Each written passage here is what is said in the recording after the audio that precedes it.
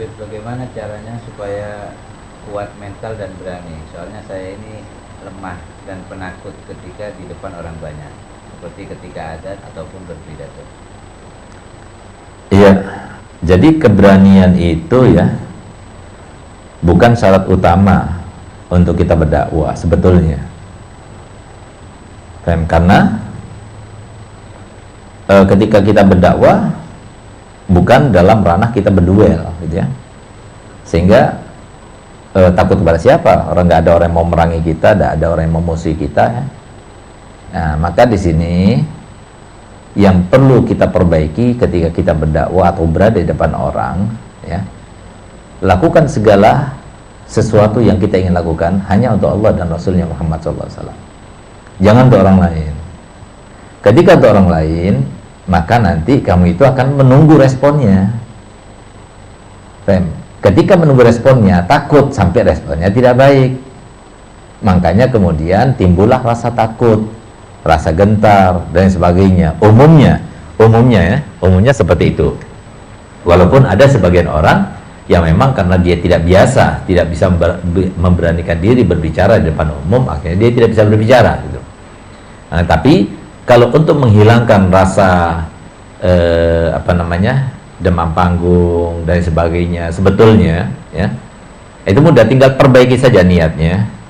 Ini kan Allah Ta'ala mau orang dengar atau tidak, mau orang senang atau tidak, mau orang muji atau tidak, nggak ada masalah. Yang penting saya minta balasan daripada Allah. Karena toh para nabi, para rasul, para ulama, para dai, para ustadz, para kiai, semuanya itu mereka itu ada batasannya ketika menyampaikan.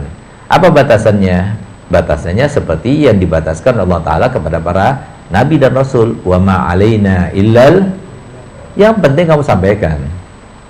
Mau orang itu merespon atau tidak, mau orang itu senang atau tidak, mau orang itu ngantuk atau tidak, mau orang itu tawa atau tidak, dan lain sebagainya, nggak jadi masalah. Yang penting saya sampaikan.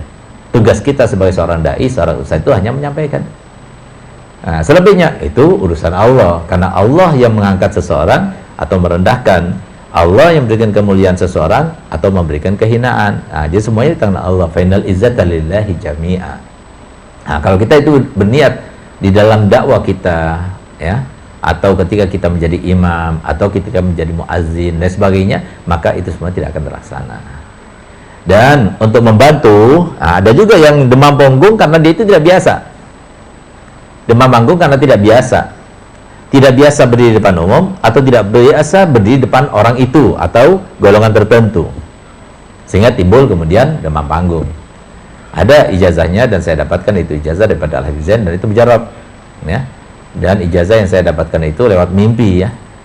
Nah, silahkan kalau mau diamalkan ya, setelah kita perbaiki niat kita, perbaiki hati kita, perbaiki tujuan kita di dalam berdakwah, maka cobalah amalan ini. Apa itu? Baca la ilaha illallah alladzi la ilaha illahu. La ilaha illallah alladzi la ilaha illahu.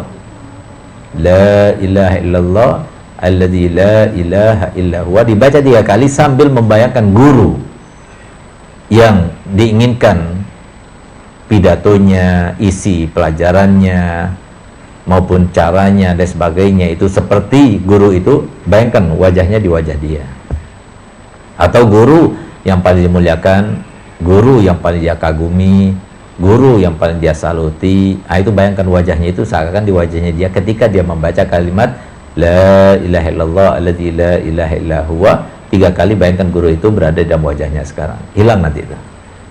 Keringat akan berhenti, tidak dingin lagi, dan kemudian kita akan lancar insyaallah. Nah, jadi seperti itu.